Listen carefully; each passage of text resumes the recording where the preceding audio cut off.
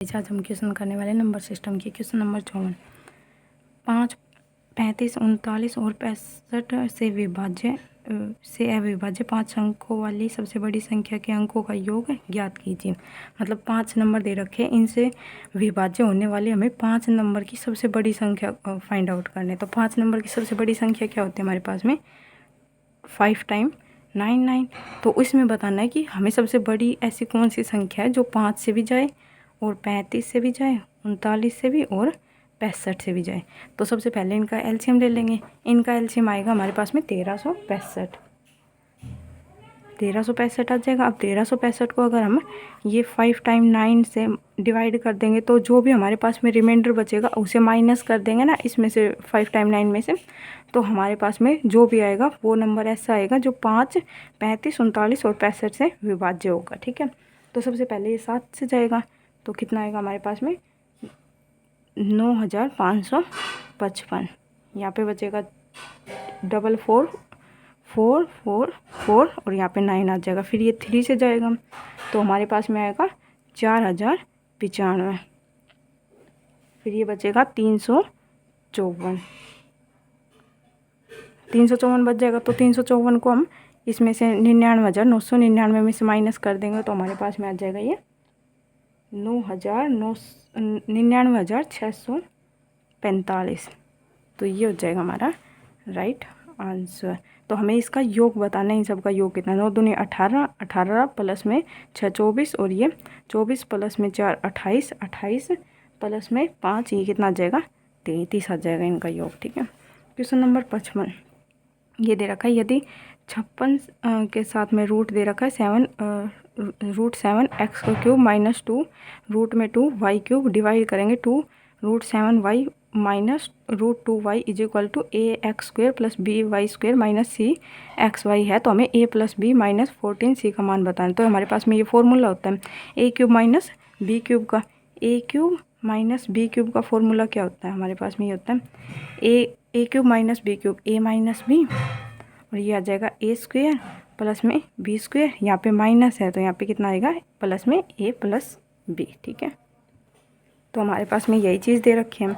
अब ऊपर हमारे पास में ए क्यूब दे रखा है, a cube minus b cube दे रखा है, और नीचे दे रखा है हमारे पास में स्क्वेयर वाली टर्म दे रखी है, मतलब ये वाली टर्म दे रखी है। अगर इस वाली टर्म को ये मैं खोल के लिखूँगी ए क्यूब माइनस बी क्यूब, ऊपर ये दे रखा है तो मैं इसका फॉर्मूला लिखूँगी ए माइनस बी, ऊपर आएगा a square plus b square plus में ए बी। ठीक है, और नीचे दे रखा है हमारे पास में ए माइनस बी, तो ए माइनस बी से ए माइनस बी कैंसिल हो जाएगा। हमारे पास में बचेगा क्या? ए स्क्वेयर प्लस बी स्क्वेयर और प्लस में ए बी।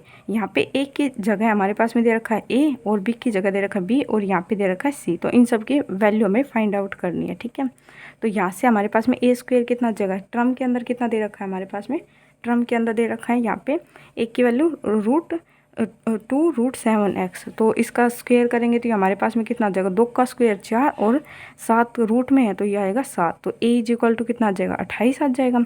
और b इज इक्वल टू क्या आएगा? b की जगह हमारे पास में क्या दे रखा है क्वेश्चन के अंदर? Minus root 2। तो रूट 2 का क्या हो जाएगा? 2 हो जाएगा। स्क्वेयर करेंगे तो यहाँ पे b की जगह 2 आ जाएगा और a b की दोनों की मल्टीप्लाई करेंगे तो हमारे पास में a b आएगा। तो ये आ जाएगा हमारे पास में 2 रूट 14। तो हमें इसकी वैल्यू निकालनी है a प्लस बी माइनस का रूट 14c, इसकी वैल्यू निकालनी है। ठीक है, तो a की जगह a की वैल्यू पुट कर देंगे, b की जगह हमारे पास में कितना है? 2 आया है, और यहाँ पे रूट 14 की रूट 14 से मल्टीप्लाई होगी तो हमारे पास में कितना आ जाएगा? 14 आ जाएगा। तो यह आ जाएगा 14 मल्टीप्लाई बाई 2 तो यह आ जाएगा 28। तो और ये माइनस आएगा यहाँ पे क्योंकि क्वेश्चन के अंदर क्या दे रखा है? माइनस दे रखा है। एक प्लस का दे रखा है ए, तो ये माइनस आएगा, तो यहाँ पे ये माइनस का आएगा लेकिन यहाँ पे आके ये प्लस का हो जाएगा। ठीक है, तो ये आ जाएगा हमारे पास में 58 हो जाएगा हमारा राइट आंसर इनको ऐड करने के बाद में। अगला क्वेश्चन आता है 59। किसी परीक्षा में किसी छात्र के औसत अंक 67.6 थे। यदि उसे गणित में 27 अंक अधिक, कंप्यूटर में 10 अंक अधिक और इतिहास में 18 अंक अधिक मिलते और अन्य विषयों में समान अंक मिलते तो उसके औसत अंक 72.6 हो जाते, तो परीक्षा में कुल कितने पेपर थे? देखो कैसे निकालेंगे। हमारे पास में औसत अंक दे रखे हैं 67.6 दे रखे हैं। अब अगर उसके 27 नंबर बढ़ेंगे और कंप्यूटर में बढ़ रहे हैं 10 और इसमें इतिहास के अंदर 18 बढ़ गए और बाकी जो भी है वो सेम रहे, तो मतलब इफेक्ट किन की वजह से पड़ेगा, जो बढ़ा है उन्हीं की वजह से पड़ेगा। तो ये बढ़ रहे हैं हमारे पास में, कितने बढ़ रहे हैं 27 प्लस में 10 कितना 28 वो 37 प्लस में 10 47 प्लस में 8 45 हो जाएगा। तो 45 प्लस में 10 55 हो जाएगा, 55 हो गए। और वहाँ पे हमारे पास में रेशियो में ये कितना बढ़ा है, मतलब औसत में कितना बढ़ा है, 67.6 से 72.2 हो गया। तो कितना बढ़ा है, ये 5 बढ़ा है। ठीक है, तो 55 डिवाइड बाई 5, तो हमारे पास में आ जाएगा मतलब 11। तो 11 विषय थे। ठीक है, उसके बाद में क्वेश्चन नंबर 62, 3 अंक वाली संख्या A B C A B और बी सी ए का योगफल हमें ज्ञात करना है, से विभाज्य नहीं है, मतलब किससे ये डिवाइड नहीं होगा। अगर हम तीनों का योगफल करेंगे तो वो किससे डिवाइड नहीं होगा। तो यहाँ पे हम लेट करके कर लेंगे। इसमें दे रखा है ए बी सी और फिर दे रखा है सी ए बी और फिर B C A B C ए। तो एक की जगह देखो हमारे पास में ये क्या है, इकाई का अंक, ये है दहाई का, ये है सैकड़ा का। तो सैकड़ा के आगे क्या आता है, 100 आता है, मतलब 100 लिखेंगे ये ए, और यहाँ पे दहाई पे मतलब 2 डिजिट आनी चाहिए और इकाई पे 1 डिजिट आनी चाहिए। ऐसे यहाँ पे होगा, इन सब के बीच में प्लस का साइन है, तो यहाँ पे होगा 100 सी प्लस में 10 ए प्लस में बी, फिर प्लस आएगा, यहाँ पे आ जाएगा 100 बी प्लस में 10 सी प्लस में ए।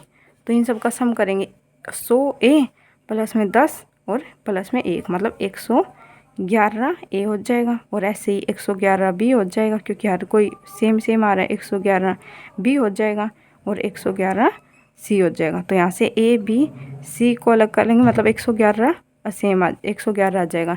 तो हमसे बोल रखा है कि ये किससे डिविजिबल नहीं होगा। इन सब की अगर ऐड करेंगे तो भी हमारे पास में कितना आएगा, 111, और 111 है वो किसका मल्टीपल होता है, 37 मल्टीप्लाई बाई 3 होता है, वो कितना होता है 111। तो मतलब 3 का मल्टीपल होगा, यूनिट डिजिट भी वैसे मतलब इनका ऐड करते हैं तो भी कितना आ रहा है 3, और 3 का जो मल्टीपल डिविजिबिलिटी रूल होता है तो इसमें क्या कहते हैं, जो भी यूनिट्स होगी उन सब का ऐड कितना आना चाहिए, 3 या 3 का मल्टीपल होना चाहिए। तो इन सब की ऐड करेंगे तो 3 आएगा। तो ये तो बात गलत है, मतलब कि इससे ए बी सी से अगर इन सब की जोड़ को, ए बी सी की जोड़ को अगर 111 से डिवाइड करेंगे तो ये चला जाएगा। ठीक है, इसके साथ साथ 37 से भी चला जाएगा, 37 से भी और 3 से भी, लेकिन 31 से नहीं जाएगा, तो 31 हो जाएगा हमारा राइट आंसर। उसके बाद में क्वेश्चन नंबर हमारा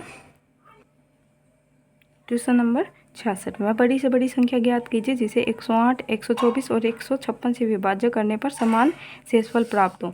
मतलब कि जो भी संख्या आए, अगर मैं 18 को 108 से विभक्त कर रही हूँ तो मेरे पास में कितना आएगा, शेषफल 0 आएगा। तो अगर 124 को 18 से करूँगी तो क्या 0 आएगा, नहीं आएगा, मतलब ये संख्या तो नहीं है। मतलब ऐसी संख्या फाइंड आउट करनी है, अगर मैं उन सबको एक इन नंबरों में से एक से डिवाइड करूँ तो इसमें से यदि एक रिमाइंडर बचा तो इसमें से भी एक बचना चाहिए, इसमें से भी एक बचना चाहिए। तो 18 तो नहीं है, 12 को 108 से करती हूँ तो 0 बचेगा, लेकिन 124 को करूँगी तो नहीं बचेगा। ठीक है, अगर 10 को करूँगी तो ये तो वैसे ही नहीं बचेगा। तो 16 को करूँगी तो यहाँ पे मेरे पास में कितना बचेगा, रिमाइंडर 12 बचेगा। और इसको करूँगी 24 को करूँगी 16 से तो भी 12 बचेगा, और 56 को करूँगी तो भी 12 बचेगा। तो ऑप्शन नंबर हमारा डी हो जाएगा राइट आंसर। क्वेश्चन नंबर 67, ये 500 से 650 तक दोनों को सम्मिलित करते हुए ऐसी कितनी संख्याएं जो 3 और 7 दोनों से विभाज्य न हो। मतलब कि 500 से लेकर 650 तक हमें वो संख्या फाइंड आउट करनी है जो न तो 3 से फाइंड आउट हो ना 7 से, और इनके साथ साथ इन दोनों का कॉमन मल्टीपल मतलब 21 से भी विभाज्य न हो। उन संख्या को घटा के हमें बताना है कि टोटल कितने नंबर आ रहे हैं। तो हमें सबसे पहले 3 से डिवाइड करने वाले नंबर फाइंड आउट कर लेते हैं। नंबर कैसे फाइंड आउट करेंगे, टोटल डिजिट्स कितनी है, 500 से लेकर 650 तक, इन दोनों को भी इंक्लूड करना है। तो last term minus first term, ठीक है, last term minus first term upon में इनका कॉमन डिफरेंस। तो ये कैसे आएगा, 501, 502 ऐसे ही चलेगी ना डिजिट। तो इनके बीच का डिफरेंस कितना, 1 प्लस में 1। तो ये हमारे पास में कितना आ जाएगा,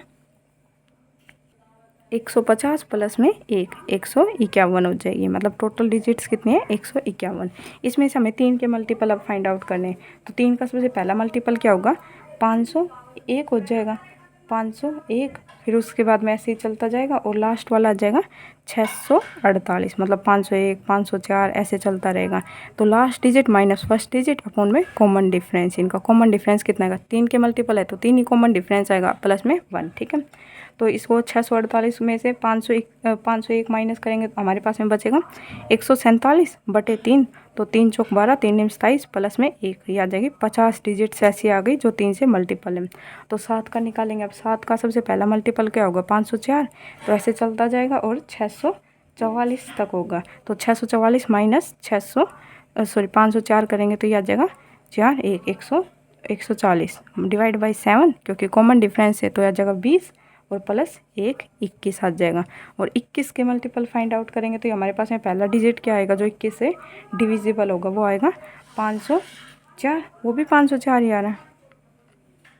21 दूनी 42, 8 बचेगा तो 2184, हाँ 504 आ रहा है। और लास्ट डिजिट क्या आएगी 630 माइनस 504 करेंगे तो ये आ जाएगा 6 2 126 डिवाइड बाई 21 करेंगे तो 21 6 26 प्लस 1 7 डिजिट आ गए।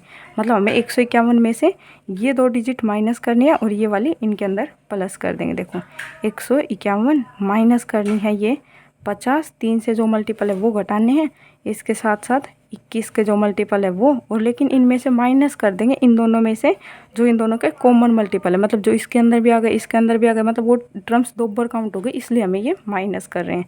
तो ये हमारे पास में आ जाएगा ओवरऑल 87 आ जाएगा हमारा राइट आंसर। उसके बाद में अगला क्वेश्चन आता है हमारे पास में क्वेश्चन नंबर 69। यदि ये हमारे पास में डिजिट दे रखी है, एक ऐसी 7 अंकों की संख्या है जो 56 से विभक्त है। ये हमारे पास में 7 अंकों की संख्या दे रखी है जो 56 से विभक्त है। तो x के सबसे बड़े मान के लिए x² + y का मान क्या है, जहाँ x और y प्राकृत संख्या मतलब नेचुरल नंबर है। ठीक है, तो 56 का मल्टीपल है मतलब कि 7 8 के 56, मतलब 7 का मल्टीपल होगा 8 का मल्टीपल होगा। 8 के मल्टीपल के लिए हमारे पास में क्या होना चाहिए, 8 के मल्टीपल के लिए हमारे पास में लास्ट के हमें 3 डिजिट्स देखनी होती है। तो सबसे बड़ा नंबर यहाँ पे y क्या आएगा, अगर मैं यहाँ पे 6 रखती हूँ तो ये कितना आएगा 26 और 264 हो जाएगा। तो 26 4 ये आ जाएगा हमारे पास में 64, हमारे ये कट जाएगा 24 और 24 बच जाएगा। तो ये हमारे पास में कितना आएगा, देखो 200 कितना आएगा 264 लेते हैं, तो ये 8 से हमें डिवाइड करना है। तो 8 3 24, 2 बचेगा 8 3 24। तो हमारे पास में y की सबसे बड़ी टर्म लेनी है, तो y इक्वल टू कितना आ गया 6 आ गया। ठीक है, y इक्वल टू 6 आ गया। और x की हमें निकालनी है, तो हमारे पास में 7 का मल्टीपल का क्या होता है, आगे की हमें 3 डिजिट्स लेनी होती है। आगे की 3 डिजिट्स क्या है 894 है, माइनस करने होते हैं जो पीछे की डिजिट दे लिए हमने y और 4। तो y की जगह कितना आ गया 6 और 4। इसके अंदर प्लस करना होता है जो आगे वाली डिजिट होती है, सबसे आगे वाली डिजिट। तो इसमें से हमारे पास में ये कितना बचेगा, ये बचेगा हमारे पास में 630 बचेगा। 630 माइनस x अपॉन में 7। तो हमें इसमें से क्या डिजिट माइनस करनी चाहिए ताकि ये पूरी टर्म है ये 630 ये 7 से चली जाए, लेकिन ये तो पूरी पहले ही जा रही है। अगर मैं 0 माइनस करूँ तो भी जाएगी, लेकिन इस क्वेश्चन के अंदर बोल रखा है जो भी नंबर हो वो नेचुरल नंबर होना चाहिए। ठीक है, तो नेचुरल नंबर अगर मैं इसमें से 7 माइनस कर दूँगी तो जाएगा। तो x इक्वल टू कितना आ जाएगा 7 ही डिलीट करनी पड़ेगी तभी तो मेरे पास में 7 का मल्टीपल होगा। तो हमारे पास में x की वैल्यू कितनी आ गई 7 आ गई, और y की कितनी आ गई 6 आ गई। तो हमसे पूछा गया है कि वो y का स्क्वायर प्लस में x, तो 49 प्लस में 6 इक्वल टू हमारे पास में हो जाएगा 55 राइट आंसर। ठीक है, क्वेश्चन नंबर 70। ये 365 दे रखा है, 608 दे रखा है और 853 के गुणनफलों को 13 से विभाजित करने पर शेषफल क्या प्राप्त होगा। तो देखो इनका हमें सबसे पहले हमें इनकी मल्टीप्लाई नहीं करेंगे डायरेक्ट, इन सबको हम वैसे ही सोल्व कर लेंगे। अब इनके लिए सबसे बड़ी संख्या है, अगर हम 335 608 और 853 इन सब की मल्टीप्लाई करके हमें बताना है कि अगर हमें इन 13 से डिवाइड करेंगे तो हमारे पास में रिमाइंडर कितना बचेगा। अब इनकी मल्टीप्लाई करेंगे तो ये तो हमारे पास में बहुत बड़ा चला जाएगा, तो इनकी सिंगल मल्टीप्लाई कर लेते हैं। अगर मैं इससे मल्टीप्लाई करूँगी तो ये मेरे पास में कितना बचेगा, यहाँ से रिमाइंडर 13 दूनी 26 7 बचेगा, 13 5 65 तो 10 रिमाइंडर बचेगा। और यहाँ पे करूँगी तो भी कितना बचेगा 10 रिमाइंडर बचेगा। इससे करूँगी मतलब 853 से 13 की मल्टीप्लाई करूँगी तो 8 रिमाइंडर बचेगा। तो मेरे पास में कितना आ गया 800, और 800 को अगर मैं 13 से डिवाइड करूँगी तो मेरे पास में रिमाइंडर कितना बचेगा 7। तो 7 आ जाएगा हमारा राइट आंसर। अगला क्वेश्चन आता है क्वेश्चन नंबर 71। 7 का सबसे छोटा गुणज कौन सा है, जिसे 8, 9, 12 और 15 से विभक्त करने पर प्रत्येक में शेषफल 5 बचे। मतलब कि 7 का वैसे छोटा से छोटा गुणज क्या है, जिसे इन सब डिजिट से अगर डिवाइड करते हैं तो हमारे पास में हर एक सिचुएशन के अंदर 5 शेषफल बचना चाहिए। ठीक है, तो सबसे छोटा सबसे पहले देखते हैं, ये 365 है, 7 का मल्टीपल नहीं है। उसके बाद में देखते हैं 1085, ये 7 का मल्टीपल है, 7 या 35, 7 या 35, हाँ ये है 7 का मल्टीपल। उससे छोटा है हमारे पास में 725, क्या ये 7 का मल्टीपल है, 7 निम 63, हमारे पास में 7 8 के नहीं, ये 7 10 से जा रहा है तो हमारे पास में ये नहीं होगा। तो सबसे छोटा डिविजिबल क्या होगा, 1085। अब 1085 में से मतलब को हर किसी में से 5 5 शेषफल आना चाहिए। तो इसमें से मैं 5 माइनस करूँगी तो ये हमारे पास में कितना आ जाएगा, 1080। तो 1080 है वो क्या 9 का मल्टीपल है, इनका यूनिट का सम कितना आ रहा है 9, तो मतलब ये 9 का मल्टीपल है, 12 का मल्टीपल है और 15 का भी मल्टीपल है। तो हमारे पास में वो संख्या कितनी हो जाएगी, 1080, मतलब 1085 हो जाएगी। B option right option. अगला क्वेश्चन आता है हमारे पास में क्वेश्चन नंबर 82। एक संख्या n को यदि 6 से विभक्त करने पर शेषफल शेषफल 2 प्राप्त होता है, और n² + n + 2 को यदि 6 से विभक्त करने पर शेषफल क्या प्राप्त होगा। एक संख्या दे रखी है हमारे पास में n, अगर उसे 6 से विभक्त करते हैं तो शेषफल 2 बचता है, और उसी टर्म के यदि n² + 2n प्लस में 2 से अगर विभक्त करेंगे, 6 से विभक्त करेंगे तो शेषफल क्या बचेगा। अब हमने जो भी टर्म के साथ में किया है वही हमारे पास में शेषफल के साथ में होगा। ठीक है, ये दे रखा है n को यदि 6 से करते हैं तो हमारे पास में रिमाइंडर कितना बचता है 2, और तो हमें बताना है कि n² प्लस में n² प्लस में n + 2 को यदि 6 से भाग करेंगे तो हमारे पास में शेषफल क्या बचेगा। अब हमारे पास में n था तो कितना बच रहा था, 2 बच रहा था। अब 6 यहाँ पे भी हमारे पास में डिनोमिनेटर में 6 और यहाँ पे भी 6 है। अगर यहाँ पे 6 होता, यहाँ पे 7 होता तो ये इसका नो डिटरमाइन आता आंसर, यहाँ पे 6 या 6 का कोई मल्टीपल ही होना चाहिए था। ठीक है, तो हमने क्या किया, इसका पहले स्क्वायर किया, तो रिमाइंडर का भी स्क्वायर करेंगे, 2 दूनी 4, फिर 2 को ऐड किया है, फिर उसके बाद में फिर 2 को ऐड किया, तो ये कितना होगा 6 और प्लस में 2 8। 8 को अगर हम 6 से डिवाइड करेंगे तो हमारे पास में रिमाइंडर कितना बचेगा, तो 2 हो जाएगा हमारा राइट आंसर। ठीक है, अगला क्वेश्चन नंबर 83। यदि दो संख्याएं 5 की पावर 16 और 5 की पावर 25 में से प्रत्येक को 6 से विभक्त किया जाता है तो शेषफल हमारे पास में क्रम से R1 और R2 प्राप्त होता है। तो R1 + R2 अपॉन में R2 का मान हमें ज्ञात करना है। ये हमारे पास में 2 टर्म्स दे रखे हैं, 5 की पावर 16 और 5 की पावर 25, और ये इनको प्रत्येक को 6 से विभक्त किया जाता है तो शेषफल हमें R1 और R2 प्राप्त होता है। तो हमें बताना है कि जो शेषफल का सम प्लस में R2 से डिवाइड करेंगे तो क्या आएगा। ठीक है, अब सबसे पहले हमारे पास में क्या दे रखा है, 5 की पावर 16, फिर उसके बाद में रखा 5 की पावर 25। ठीक है, तो इन्हें 6 से डिवाइड करेंगे, तो मेरे पास में अगर मैं इसे इन सब कॉमन अंडर में 6 है, ठीक है, तो मैं अलग अलग कर लेती हूँ 6 को। तो अगर मैं इससे डिवाइड करूँगी तो ये कितना कम है 6 से, ऊपर वाली तरफ एक टर्म कम है, और पावर कितनी है 16, तो ये आ जाएगा ये, और यहाँ पे कितना कम है, एक कम है, लेकिन यहाँ पे पावर क्या है ओड है। तो हमारे पास में जो भी रिमाइंडर होता है वो कभी भी ओड में नहीं होता। यहाँ से तो +1 आ जाएगा क्योंकि इवन पावर है तो ये 1 आ जाएगा, लेकिन यहाँ से कितना आएगा -1 आएगा। ठीक है, तो यहाँ पे हमें क्या करना पड़ेगा, जो भी हमारे पास में डिनोमिनेटर दे रखा है उसे ऐड करना पड़ेगा। तो -1 के अंदर 6 ऐड करेंगे तो हमारे पास में कितना आ जाएगा 5। तो R1 + R2 कितना आ जाएगा 6 अपॉन में R2 से डिवाइड करेंगे तो आ जाएगा 6/5 आ जाएगा हमारा राइट आंसर। ठीक है, ओके, थैंक यू।